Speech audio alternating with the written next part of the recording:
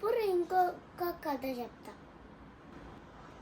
Rama the kind prince కథ పేరు.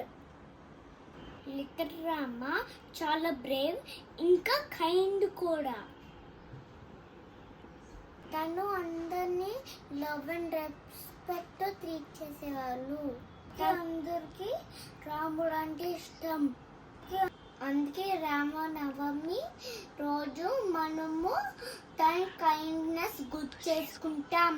Always be kind and respectful. అది మన moral of the kind Rama prince. అందరికీ రామనవమి శుభాకాంక్షలు. మీ వీడి బాయ్.